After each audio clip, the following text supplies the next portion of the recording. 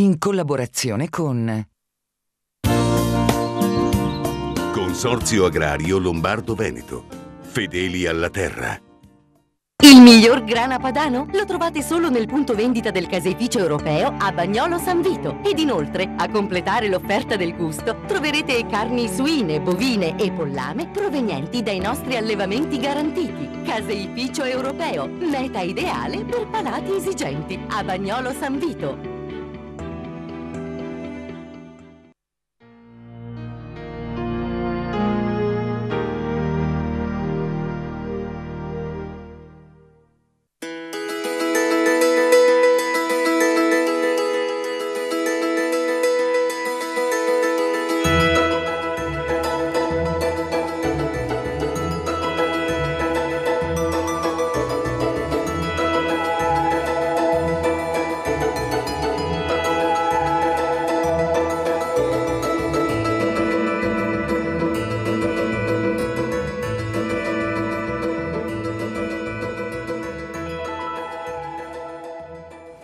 Buonasera e benvenuti a questa nuova puntata di Confini oltre l'agricoltura. Mantova è considerata a ragione la patria del suino, un impero che però ha rischiato di implodere, di crollare su se stesso soprattutto negli ultimi anni, negli ultimi mesi.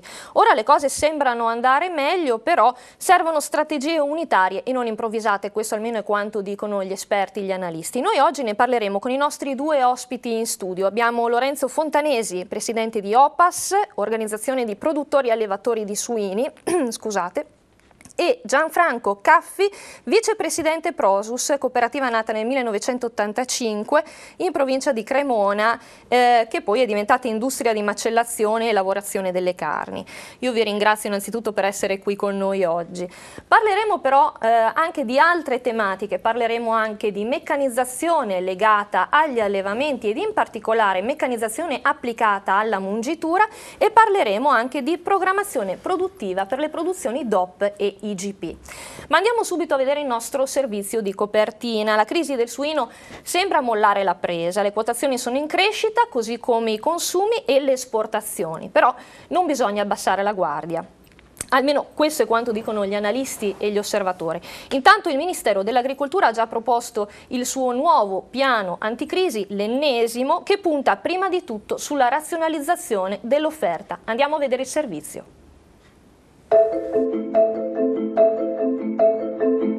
È Mantova la patria di Sua Maestà il maiale. Su queste terre, secondo le cifre fornite dall'assessorato provinciale all'agricoltura, ogni anno si allevano oltre 1.200.000 suini, quasi 3 capi per abitante, il 30% di tutta la Lombardia e il 13% della produzione nazionale. Se ne macellano oltre 2.400.000, mentre il valore della produzione totale, circa 780 milioni di euro nel 2010, è pari al 47% di quello regionale e a oltre il 18% del valore nazionale. Eppure anche un impero così solido ha rischiato il crollo. Lo dicono gli allevatori, lo confermano gli analisti. La crisi del suino sta lentamente rientrando e se sulla piazza di Mantova fa ancora paura quella lunga serie di laconici non quotato degli ultimi mesi, segno della mancata intesa fra allevatori e industrie di trasformazione, ora consumi ed esportazioni sembrano in ripresa.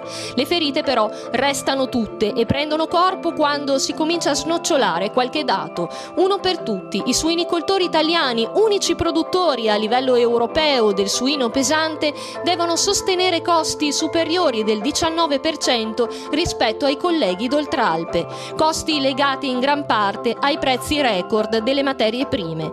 Negli ultimi anni è poi cresciuta la quota di allevamenti condotti in soccida, almeno il 30% degli allevamenti mantovani si sarebbe convertito a questo tipo di gestione. Nei giorni scorsi il Ministero dell'Agricoltura ha presentato il suo nuovo piano anticrisi, punto centrale l'eccesso di offerta di suini pesanti da controbilanciare, almeno in parte, attraverso la conversione al suino leggero e la riduzione della produzione. E ancora razionalizzazione degli impianti di macellazione, contrattazione fra allevatori, industria e grande distribuzione, distribuzione organizzata, promozione del suino SQN, sistema qualità nazionale. Gli obiettivi ci sono tutti, resta da capire in che modo e con quali tempi potranno essere realizzati.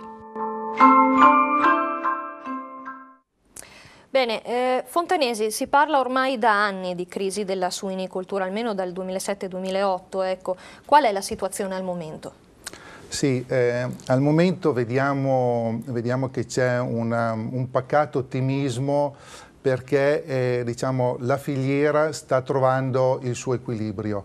È già dal 2007, quando c'è stata la stesura del piano di settore presso il Ministero, dove si sono stati dati alcuni obiettivi per appunto affrontare questa crisi. Alcuni aspetti sono stati sviluppati e portati in porto, faccio riferimento alla questione della Commissione Unica Nazionale, c'era appunto un grosso problema nelle quotazioni dei suini, quindi come si diceva appunto nel servizio prima, dei non quotati. Oggi la Commissione Unica Nazionale ha trovato un giusto equilibrio ed una quotazione ormai certa del prodotto. I prezzi hanno raggiunto prezzi abbastanza soddisfacenti, non lasciamoci ingannare dal valore assoluto perché oggi noi stiamo vendendo dei suini che hanno avuto dei costi di produzione molto elevati per effetto del costo alimentare, il problema dei cereali. Abbiamo questo grosso aspetto che ancora non è stato sviluppato, che è quello della programmazione quali-quantitativa. La nostra è una filiera molto importante dedicata appunto alla produzione dei prodotti DOP. Ricordiamo che attorno alla certificazione del nostro suino, nascono 16 DOP, perché non c'è solo i prosciutti di Parma e Saint-Denis, ma ci sono tanti altri prodotti. Però probabilmente in questi anni appunto memori di una suinicoltura comunque molto favorevole, molto fiorente, probabilmente la produzione c'è un po' scappata di mano nei quantitativi. Quindi sarà doveroso nei prossimi tempi affrontare il problema di questa programmazione quali-quantitativa, che non vuole dire assolutamente contingentare la produzione, mettere delle quote, perché abbiamo visto in altri settori i problemi, i danni che sono emersi, ma cercare di capire un po' meglio quello che chiede il mercato nostro interno e anche il mercato del resto del mondo, certo, tenendo ben presente che noi siamo deficitari per un 30% di carne di suino. Lei ha parlato prima di costi, allora chiedo a lei ma anche a Caffi quali sono i costi che incidono maggiormente sulla filiera. Caffi. Beh, innanzitutto condivido pienamente quello che dice Fontanesi per quanto riguarda una breve analisi che ha fatto del comparto. Oggi i costi sicuramente che incidono di più sul costo di produzione sono le materie prime, ovviamente, che in Italia hanno avuto da qualche tempo dei prezzi eccessivamente alti, che non sono sicuramente solo dovuti al mercato, probabilmente hanno inciso altri fattori che hanno portato un innalzamento così incredibile del prezzo delle materie prime. Perché noi parliamo sempre di cereali, ma non dimentichiamoci della proteina nobile che noi usiamo per fare questa DOP, che è la soia, che da tantissimo tempo è a dei prezzi vertiginosi, per cui insomma ci comporta delle spese quotidiane di alimentazione che sono veramente incredibili, senza poi vedere tutti gli altri costi che oggi un allevamento di suini deve sopportare, che sono i costi normali del quotidiano, ma soprattutto i costi dello stare al passo con i tempi per quanto riguarda le strutture, per quanto riguarda tutte queste norme che in Italia sono molto più diciamo esasperate che rispetto agli altri paesi dei nostri partner europei. Ne parleremo del peso della burocrazia. Fontanesi, lei condivide la posizione di Caffi? Sì, io condivido pienamente, cioè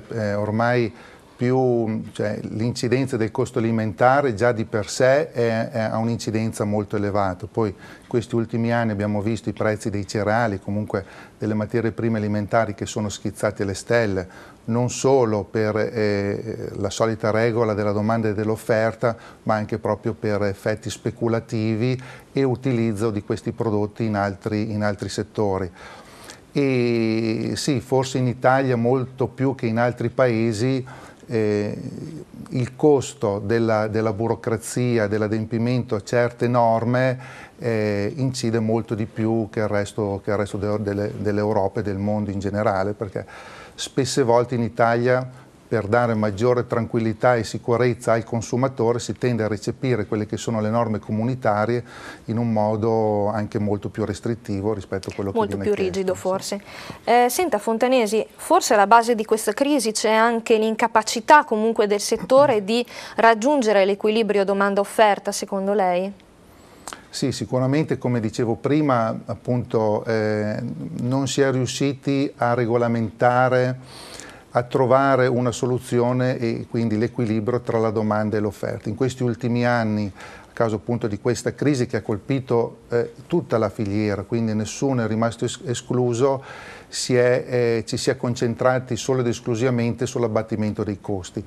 Purtroppo la prima regola sull'abbattimento dei costi, visto che le aziende hanno un'incidenza dei costi fissi elevati, è stata quella magari di concentrarci più sui quantitativi, quindi aumentare i volumi per abbattere tutti quelli che sono i costi fissi e non invece magari a valutare altri aspetti e a riuscire a fare con una buona serenità un ragionamento di filiera. Cioè, purtroppo, a differenza del passato, in queste situazioni la filiera si è un po' spaccata, ognuno ha guardato il suo proprio orticello, le proprie necessità e non è riuscita a trovare un'idea, un punto di contatto, forse. Esatto, un punto esatto condiviso per uscire da questa certo. situazione. Noi siamo andati a sentire come ha reagito alla crisi un allevatore mantovano. Ecco allora la nostra intervista a Stefano Salvarani di Roncoferraro, titolare di un allevamento che conta 500 scrofe a ciclo chiuso in grado di produrre 8.000 suini l'anno. Quali sono le problematiche che hanno affrontato in questi anni, in questi mesi, gli allevatori di suini? Le problematiche sono un po' diverse. Comunque andiamo dalla burocrazia, che può essere quella sanitaria, che ci ha portato ovviamente sui terreni, sui nitrati, ad aumentare le nostre spese. Seconda cosa sono stati le importazioni delle carni, che per un periodo di tempo non sono state tracciate. Per nostra fortuna negli ultimi tempi, con le nuove decreti ministeriali, c'è la tracciatura, c'è l'etichettatura, e questo ci sta portando veramente a una tutela e una trasparenza al consumatore.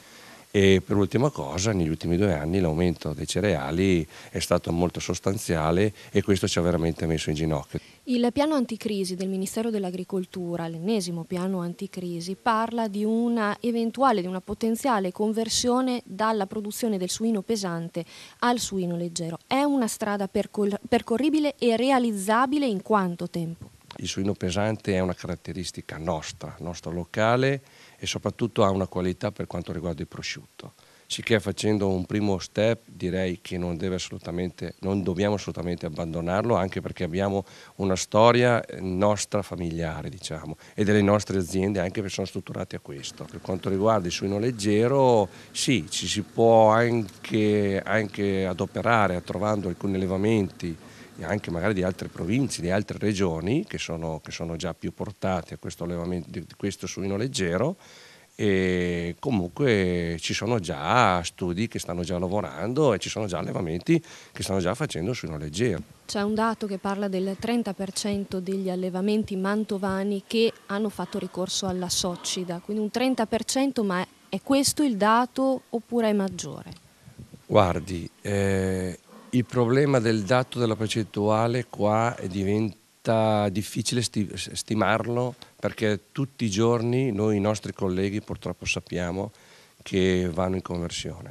Sicché se il 30% lo possiamo stimare, non so, 6-7 mesi fa, oggi io valuto che siamo attorno anche molto di più del 30%. Quello che oggi è molto in crisi è l'allevamento che produce solo e esclusivamente suinetti.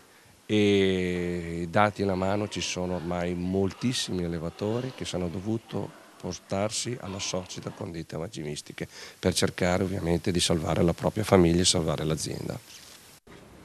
Fontanesi, quanti allevamenti, chi ha fatto ricorso alla Socida nel Mantovano? È davvero questo il dato? La situazione è particolarmente grave, mi sembra. Sì, diciamo che non c'è un censimento ufficiale sul numero degli allevamenti che sono andati in Socida. Sicuramente un fenomeno che in questi anni di crisi si è esploso. Il perché gli allevatori vanno in Socida, fondamentalmente perché la gestione, il mercato non ha dato ragione, aziende, quindi qui sono entrati in Socida diversi tipi di aziende, sia aziende piccole che avevano delle dimensioni tali che non potevano rimanere sul mercato, ma anche aziende grosse che hanno fatto grossi investimenti per mettersi a norma sulle varie normative sul benessere animale, esigenze, cose che sono chieste, e che questa stretta finanziaria che abbiamo vissuto in tutti i settori poi alla fine li ha strangolati e non sono riusciti proprio ad andare avanti. Quindi l'unica alternativa era quella di poter andare in Socida, quindi avere dei contratti abbastanza tranquilli in modo da poter anche tranquillizzare il sistema bancario, il quale comunque gli ha dato possibilità di poter andare avanti, di sopravvivere, e di sopravvivere. Esatto. Caffi, il piano anticrisi propone una razionalizzazione, fra le altre cose, una razionalizzazione della rete degli impianti di macellazione. Noi sappiamo però che pare che stia per nascere un macello a Manerbio della capacità di, sembra, 30.000 capi alla settimana. Quali conseguenze potrebbero esserci a questo punto, visto che si parla tanto di razionalizzazione?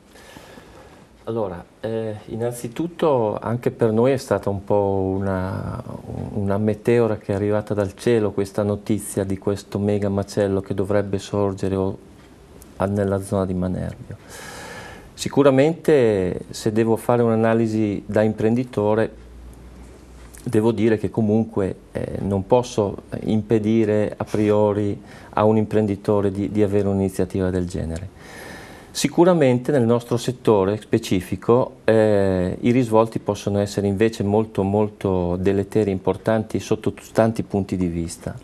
Allora, innanzitutto vorrebbe dire capire innanzitutto che tipologia di macellazione potrebbe effettuare un macello del genere. Capire quale incidenza potrebbe avere sulle realtà già esistenti, perché comunque non dimentichiamoci che la nostra regione ha già i maggiori impianti di macellazione con degli ottimi requisiti sanitari e qualitativi.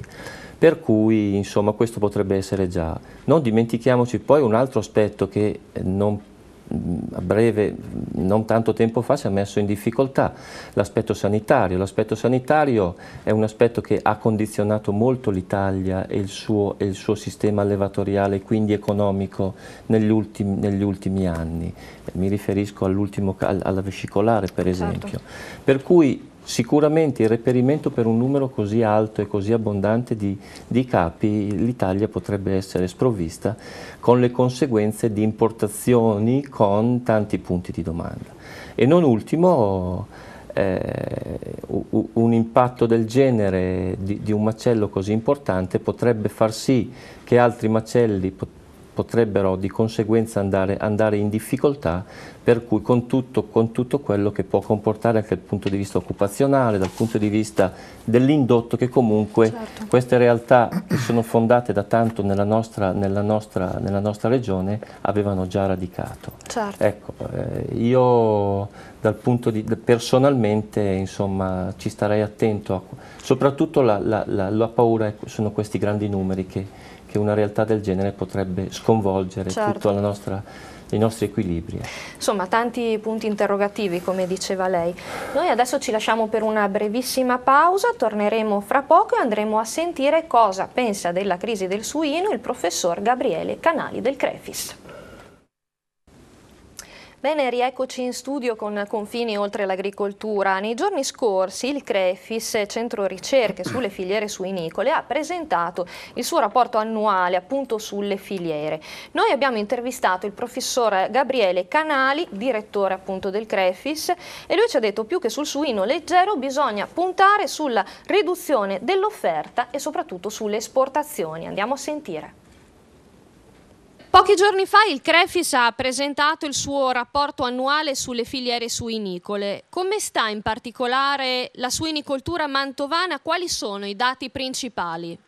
L'indice di redditività dell'allevamento suinicolo è ai livelli più bassi degli ultimi anni e purtroppo la redditività dell'allevamento suinicolo è anche ai livelli più bassi rispetto a quanto avviene negli altri paesi europei. In questa situazione c'è stato un elemento di complicazione, di difficoltà in più, che è legato al fatto che la produzione non si è sensibilmente aggiustata come forse ci saremmo attesi, nel senso non si è contratta, non si è ridotta. C'è un eccesso di offerte, i prezzi certamente non possono risalire. Certo. Il dato positivo è che invece con l'inizio del 2011 abbiamo cominciato a vedere un aggiustamento che via via si è fatto abbastanza visibile. Parliamo di pochissimi punti percentuali, di 1, 2, 3 punti percentuali, quindi una riduzione leggera della offerta, della disponibilità di suini, e questo ha consentito ai prezzi nei mesi centrali dell'anno, di quest'anno 2011, di recuperare sensibilmente, per cui i prezzi dei suini sono risaliti a livelli che possono essere giudicati negli ultimi mesi soddisfacenti o più soddisfacenti per gli allevatori. Da più parti, insomma, si sostiene che la depressione del mercato è dovuta ad una sovrapproduzione di suini. Una delle strategie individuate anche dal piano anticrisi messo a punto dal Ministero dell'Agricoltura è la diversificazione della produzione, cioè a fronte di un eccesso di offerta di suini pesanti privilegiare quelli light, cioè quelli leggeri. Condivide lei questa strategia? Il 90% della produzione di suini è suino pesante. Non solo, ma lì abbiamo sicuramente la possibilità di fare ancora reddito se lavoriamo bene come filiera. Allora, questa è la priorità per un progetto strategico. I prosciutti hanno un ruolo centrale, ma non c'è solo prosciutto nel suino pesante. Allora c'è una grande opportunità che richiede un'azione politica mirata, efficace, molto tempestiva, ed è l'applicazione, lo sviluppo di un sistema di qualità nazionale per le carni dei suini pesanti. C'è bisogno di darsi una strategia di filiera integrata e condivisa.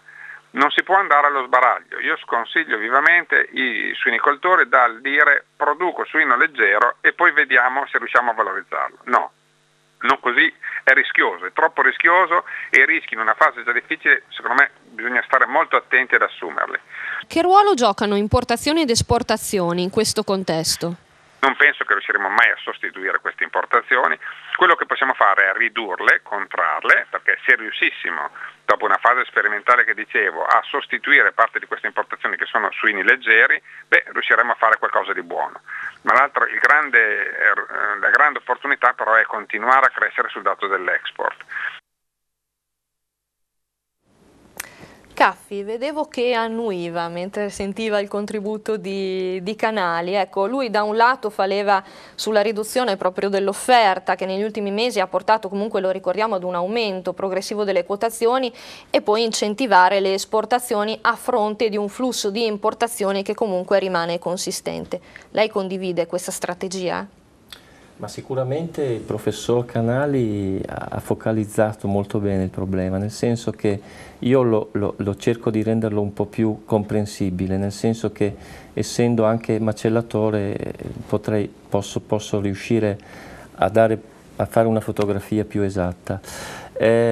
Oggi noi che macelliamo suino pesante, quindi dedicato alle DOP pregiate, abbiamo la difficoltà di collocare gli altri tagli del suino, che sono quelli che fanno concorrenza, che ci fanno la concorrenza più agguerrita con i tagli di suini esteri europei che sono vocati appunto invece per la produzione di carne fresca.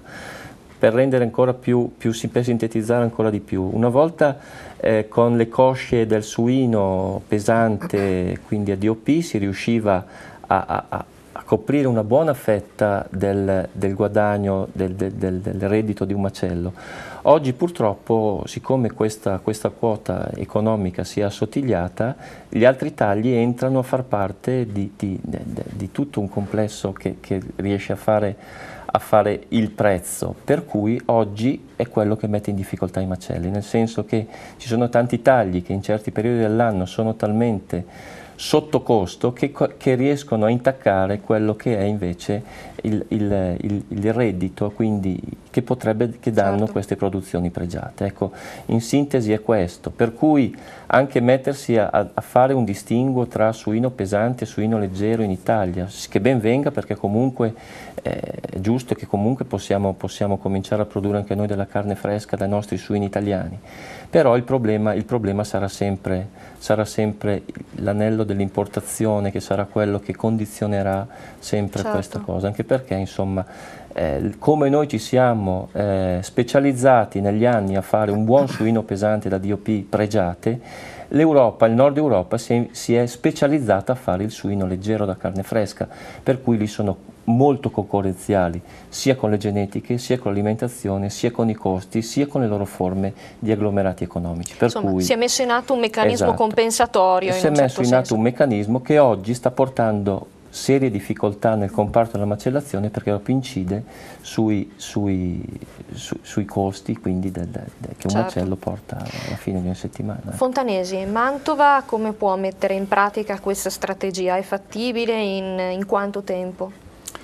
Ma sicuramente dobbiamo stare attenti a fare delle valutazioni non troppo ristrette, non troppo territoriali, perché noi ci muoviamo in un contesto quantomeno europeo, quindi pensare di fare delle scelte solo vedendo come c'è solo il nostro interno è sicuramente limitante, perché appunto, come diceva, noi importiamo del prodotto, gli altri paesi europei loro producono in eccesso, quindi la loro attività, la loro produzione è improntata comunque sull'esportazione e quindi questa cosa qui va tenuta ben presente. Mantova in modo particolare diciamo, è la capitale del suino pesante, quindi non si può pensare da uscire da questa strada maestra per tutta una serie di caratteristiche che ha l'allevamento, che hanno gli allevatori, mentalità e specializzazione anche di tutta questa filiera, anche l'industria di trasformazione, che non è solo di Mantova ma comunque di tutto il bacino padano. Ecco.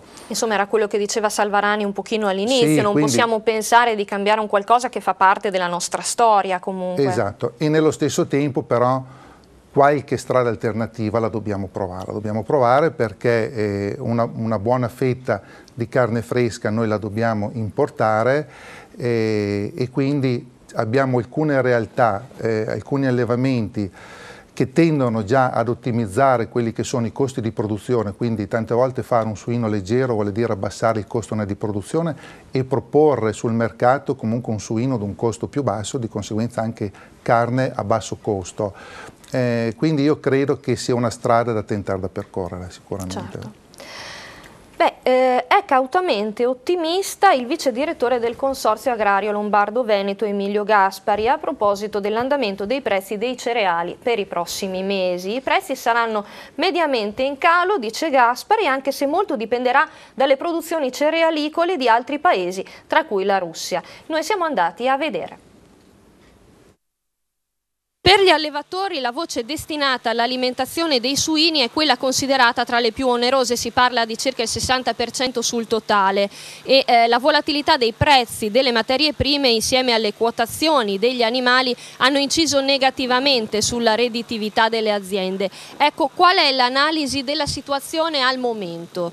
Confermo quanto da lei ha detto, sicuramente la voce dell'alimentazione è la voce più importante in quello che è il costo di un allevamento. Allora la situazione attuale, cioè l'analisi del momento è, per quanto riguarda l'andamento delle materie prime, quindi i costi dell'alimentazione, siamo in un momento di debolezza di mercato, quindi i segnali che il mercato ci manda sono quelli di una debolezza. Perché? Perché in questo momento stiamo vivendo una situazione di un raccolto abbondante a livello mondiale, e quindi la disponibilità delle produzioni è buona ed elevata rispetto alle richieste.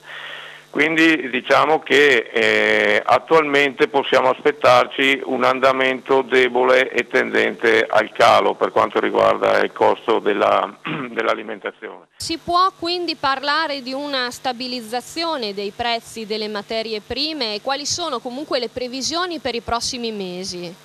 L'anno scorso il mercato è andato in salita. Uno degli elementi, per dire, che ha scatenato questa situazione è stata proprio la situazione russa, che ha avuto un calo notevole delle produzioni di grano, tanto è vero che hanno prodotto in quell'anno poco più di 50 milioni di tonnellate. Lei tenga presente che quest'anno la Russia ne produrrà 95 milioni, quindi produrrà quasi il doppio del grano prodotto nell'annata precedente. Quindi ecco, questi elementi, quindi produzioni o maggiori consumi o situazioni particolari del mondo, possono incidere in maniera diretta. Chiaramente su questa situazione si innestano anche attività speculative, per cui la domanda è quindi negativa, cioè nel senso, io non penso che il mercato possa essere stabile, il mercato delle materie prime. Se mi chiede per i prossimi 6 mesi, posso dire che i prezzi probabilmente saranno tendenti al calo, quindi i segnali di mercato sono deboli, e quindi un mercato tendente al calo, ecco, stazionario e calo. Non prevediamo aumenti almeno per i prossimi mesi, quindi almeno fino a marzo 2012, quindi quando ci saranno i nuovi raccolti dell'emisfero sud. Lo chiedo a tutti e due, il futuro della suinicoltura si gioca allora nei prossimi 6 mesi con questi prezzi un pochino più bassi forse delle materie prime? Caffi? Le materie prime, io per curiosità mi sono andato a vedere gli ultimi 6-7 anni, per esempio ho analizzato il prezzo del mais e ho visto che abbiamo il prezzo di quest'anno, abbiamo avuto degli anni in cui è partito molto più alto di quest'anno. Sicuramente non è normale che a 20 giorni dal raccolto il mais stia già aumentando. No, assolutamente, anche perché quest'anno le produzioni, diciamo, abbiamo un riferimento l'anno scorso che non è un riferimento buono, perché è stata un'annata particolarmente gravosa dal punto di vista della produzione e della qualità, per cui diciamo che quest'anno è stata un'annata un pochino più della normalità, ma non è, se la paragoniamo a quella dell'anno scorso, ovviamente eccezionale. Però oggi avere il mais che sta già cominciando a lievitare sicuramente non è una cosa che potrà trarre vantaggio. La considerazione che devo fare però, più che fermarmi a oggi, è quella che gli allevamenti e gli allevatori vengono via da 3 anni che sono stati particolarmente difficili e gravosi, nei quali hanno raschiato non il fondo del barile ma l'hanno anche bucato. Per cui oggi bisogna che queste condizioni contingenti di prezzi dei cereali, stiamo parlando di 2 cereali, e poi dopo i proteici invece è da una vita che sono dei prezzi incredibili, lì non dice niente nessuno. Per cui bisogna che rimangano per un po' di tempo queste condizioni. Sicuramente devono essere delle condizioni di filiera che devono pagare un po' tutti gli anelli della filiera, perché devono quindi adeguarsi i prezzi delle carni, devono adeguarsi tutti gli altri comparti della filiera, perché alla fine altrimenti ci scappa qualche cosa e poi, come al solito, facciamo sempre dei buchi. Negli ultimi periodi tutti i problemi della filiera sono riversati sull'anello più debole. E qual è l'anello più debole? Quello dell'allevatore. Per cui alla fine, insomma, le cose, perché si rimettano in pista, bisogna che perdurino un po' queste condizioni favorevoli di mercato, ecco. Fontanesi, si può essere ottimisti riguardo la suinicoltura italiana e mantovana? In un certo senso sono sinonimi, no? Ma sì, noi da imprenditori abbiamo l'obbligo di essere ottimisti, quindi non può essere altrimenti, non può essere.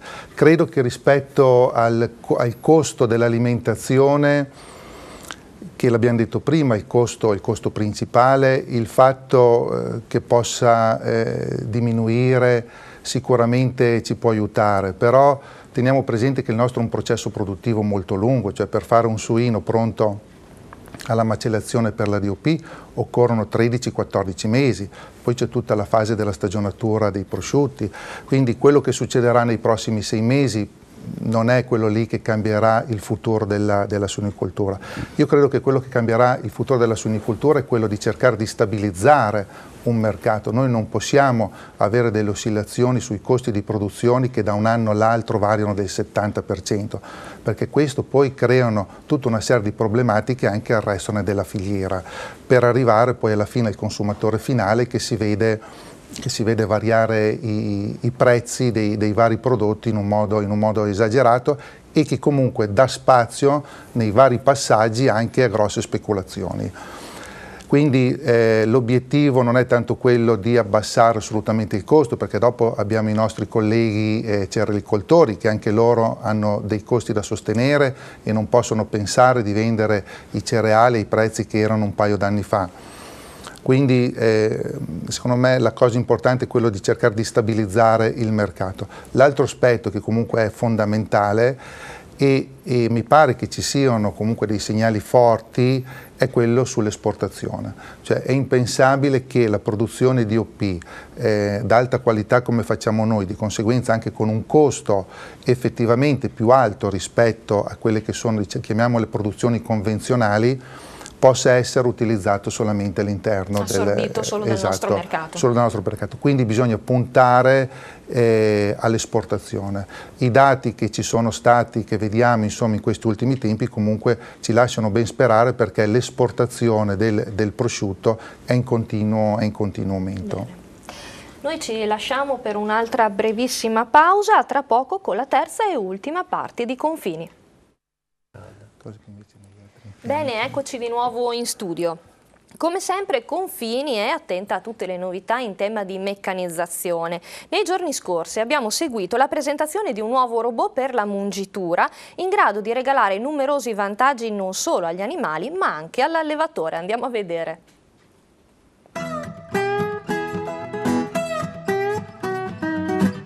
Una giornata a porte aperte per fare il punto sulle innovazioni nell'ambito della mungitura e quanto è stato organizzato la scorsa settimana dall'azienda agricola Ferrari Aldo e Marco di Castel Goffredo. Oltre 400 agricoltori e allevatori hanno preso parte all'evento sponsorizzato dalle maggiori aziende di meccanizzazione a livello internazionale. Il robot di mungitura è una attrezzatura che consente la gestione della stalla con un miglior benessere degli animali e un ridotto apporto di manodopera. Tanti i vantaggi per gli animali che grazie a questo tipo di mungitura risultano meno stressati e dunque più produttivi. Gli animali si comportano spontaneamente, non sono forzati in nessuna delle loro funzioni vitali e produttive, si recano spontaneamente alla macchina che oltre alla mungitura completa anche l'alimentazione rispetto a quella fornita in mangiatoia. Ma i benefici non sono riservati soltanto alle mucche. Un beneficio che si traduce in una diversa organizzazione della giornata dell'allevatore, soprattutto alla luce di una minore quantità di lavoro rutinario. L'allevatore deve verificare lo stato di salute dei suoi animali tramite i dati forniti dalla macchina.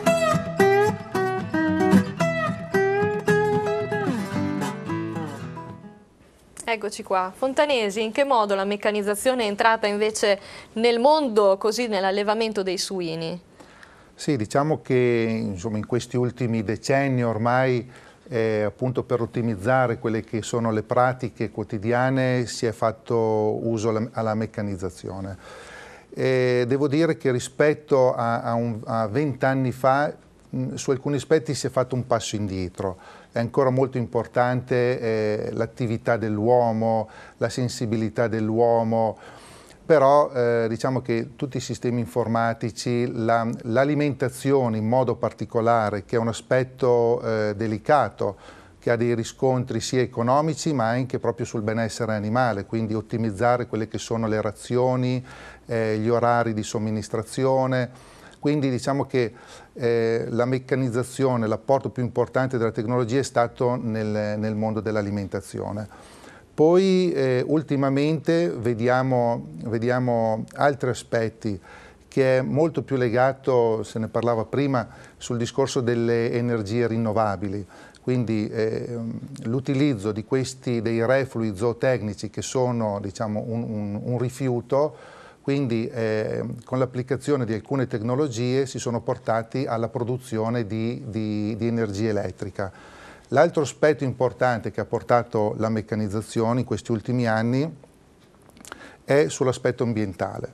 Cioè ormai si sono installati nelle aziende degli impianti per diminuire quella che è la produzione e l'emissione di azoto dei nitrati sui campi. Quindi questi processi che aiutano ad ottimizzare quello che è lo spandimento dei reflui e utilizzare reflui che sono meno impattanti sull'ambiente. Certo. Caffi, per quanto riguarda la macellazione e meccanizzazione come stanno andando?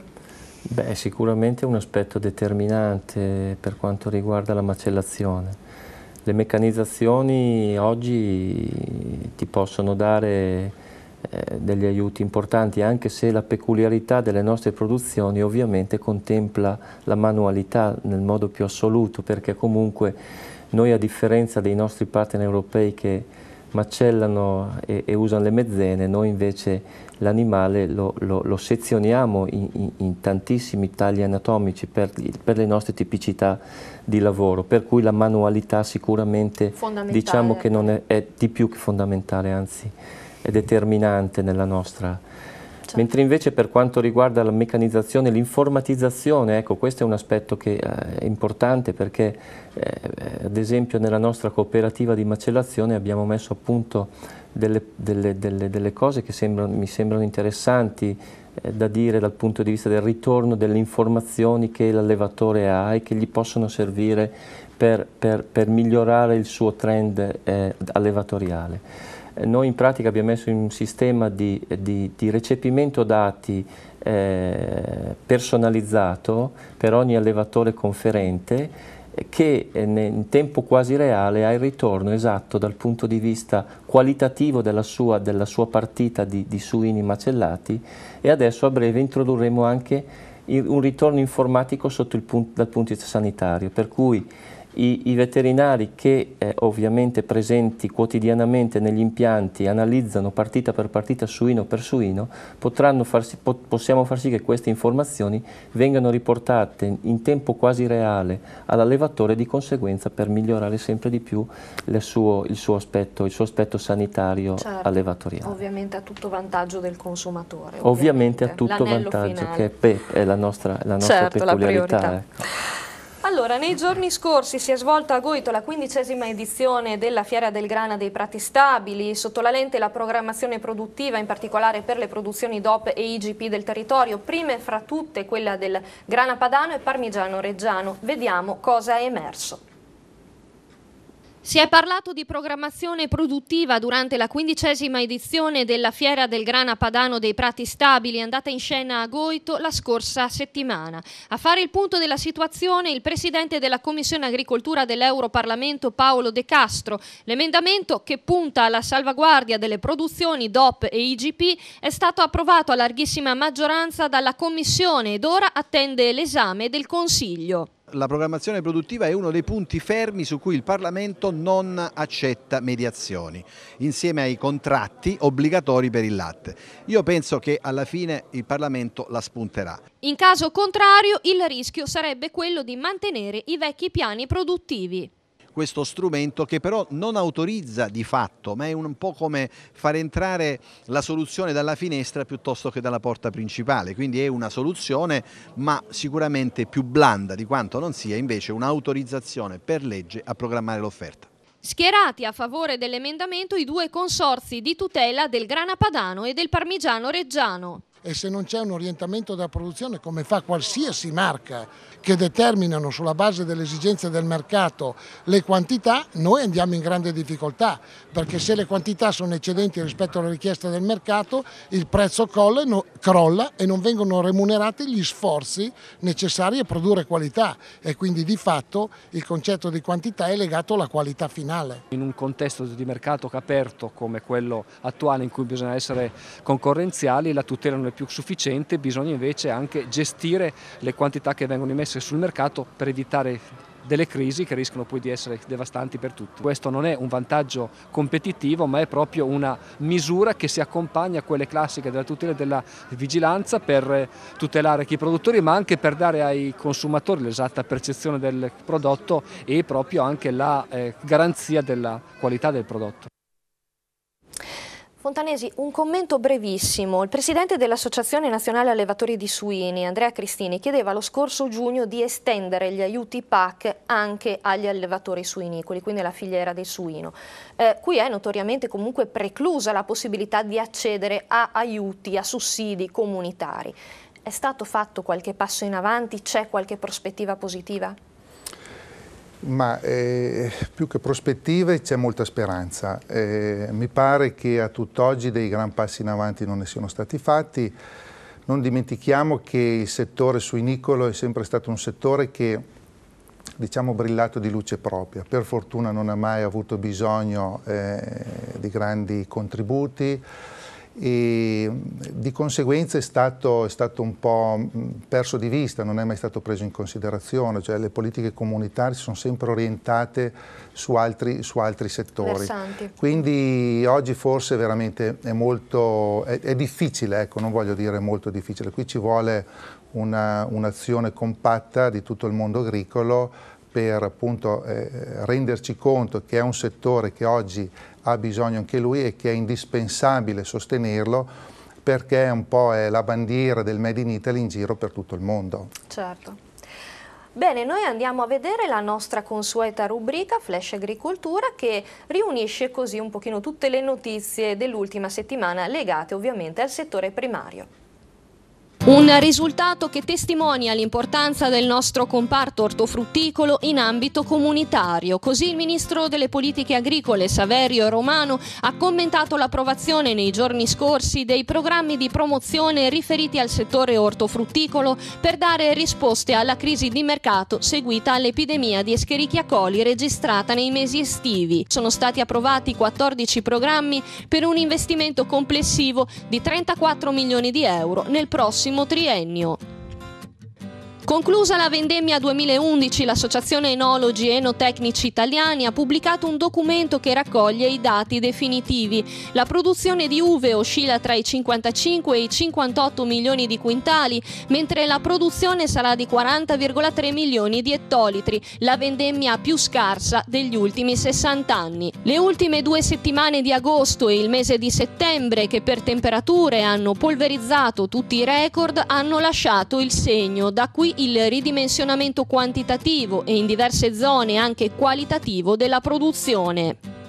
Il vino rosso italiano è il numero 1 anche in rete. Il prodotto enologico, rileva il sito internet ebay.it, il più grande negozio virtuale, è infatti il più acquistato nel web. Nello specifico, nei primi 9 mesi del 2011, secondo un'indagine del portale, la spesa è stata di oltre 2 milioni di euro. Seguono poi nella classifica degli internauti le bollicine di champagne e spumante, i vini bianchi e i vini da dolci. Ancora una volta sembra essere l'export a trascinare l'agroalimentare italiano. La conferma arriva da Luigi Scordamaglia, vicepresidente di Federalimentare. La sintesi rilasciata a margine di un convegno FAO e fatta per il 2011 dall'esponente industriale rileva per il periodo interessato un fatturato in crescita, una produzione stabile, un calo dei consumi e un incremento delle esportazioni. I discount alimentari sono gli unici a sorridere in questo momento di crisi. Gli ultimi dati Istat rilevano che ad agosto le vendite al dettaglio su base annua hanno registrato un calo dello 0,9% per le imprese operanti su piccole superfici, negozi di quartiere e botteghe, mentre sono aumentate dello 0,5% nella grande distribuzione. In particolare i discount di alimentari sono cresciuti del 3,5%. La Commissione europea ha sollecitato gli Stati membri ad attrezzarsi per applicare il divieto d'uso di gabbie non modificate per le galline ovaiole ed è pronta a intervenire contro gli Stati che non ottempereranno la norma, figlia di una decisione adottata nel lontano 1999. Le gabbie non modificate dovranno essere ritirate progressivamente entro il 1 gennaio 2012. Saranno sostituite da altri sistemi più adatti a soddisfare i bisogni biologici e comportamentali degli animali. Bene, siamo arrivati al termine anche di questa puntata. Io ringrazio i nostri ospiti che sono rimasti con noi, Lorenzo Fontanesi, presidente di OPAS, e Gianfranco Caffi, vicepresidente di Prosus. Ringrazio anche il giornalista di Agrisole Matteo Bernardelli che ha collaborato alla realizzazione di questa puntata. Vi do appuntamento a lunedì prossimo alle 14:30 e alle 21:10 su Mantova TV e vi invito a seguirci e a scriverci anche sulla nostra pagina Facebook Confini Oltre l'Agricoltura. Grazie ancora per averci seguito e buon proseguimento di serata su Mantova TV.